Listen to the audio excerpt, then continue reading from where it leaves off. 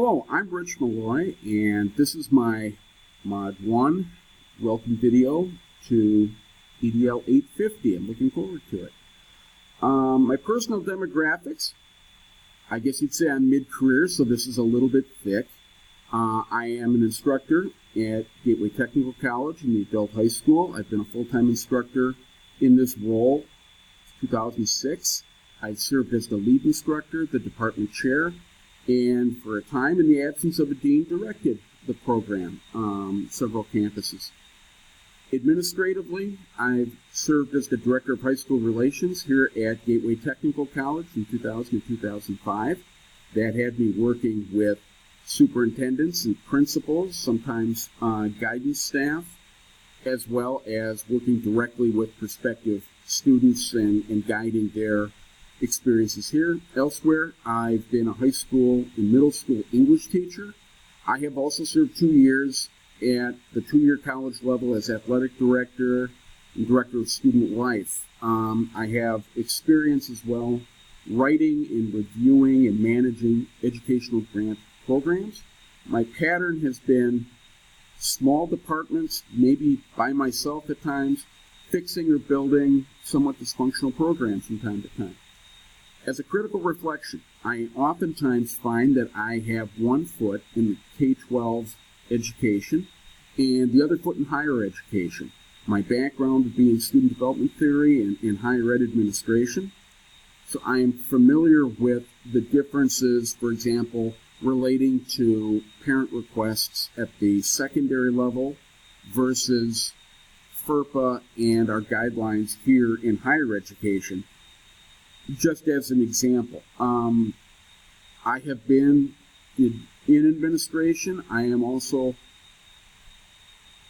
part of the bargaining unit, or at least I have been. It seems like I've been back and forth. That means I understand both sides of legislation like Act 10, for example. I would also note that I started off as a high school and middle school teacher in the Catholic schools of Milwaukee, so private education is something I'm familiar with. I would note that compliance seems to be a part of nearly everything procedurally that we do here. Complying to Title IX, complying to the Violence Against Women Act and other types of legislation which would affect us here.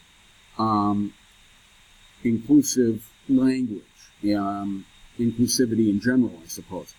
Trying to create and foster the kind of learning environment that allows all of us to succeed.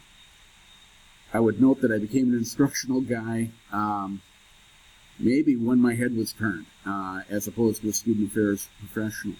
I'm a learner who's considered deliberate and strategic. Not that I'm a slow learner, but I've got to kind of think about things and chew on it a little bit. My first impulse might change a little bit. I note that as I look at the syllabus for this class and see the modules every 2 days, fasten your seatbelts.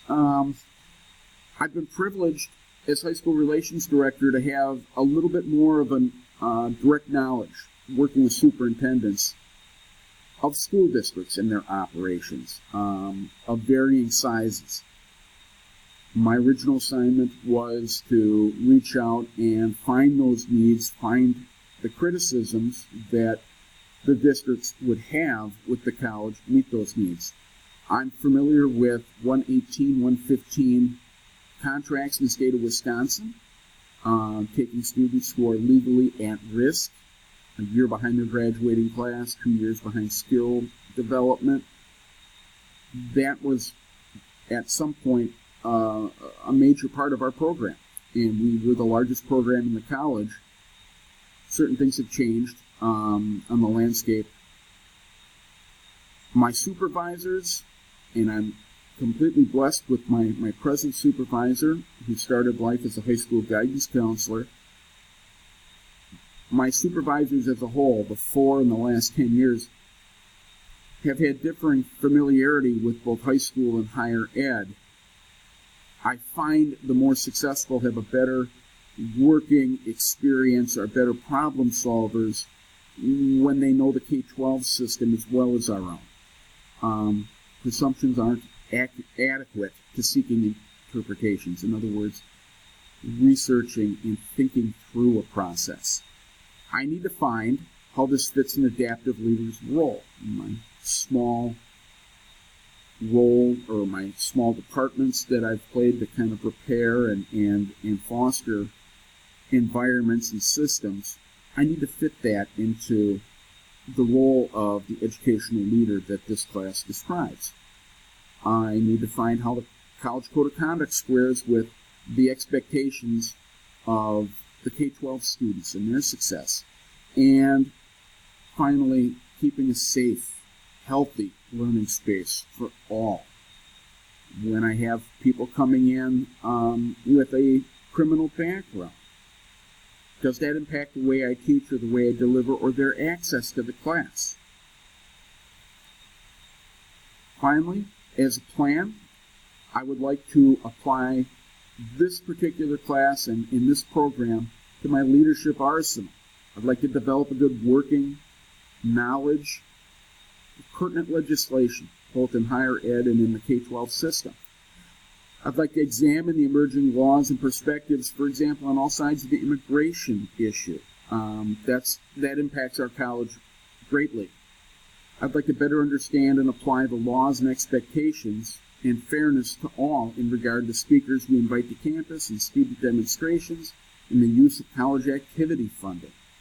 What are those requirements? I see this as involving Standard 4 and Standard 5 for the most part.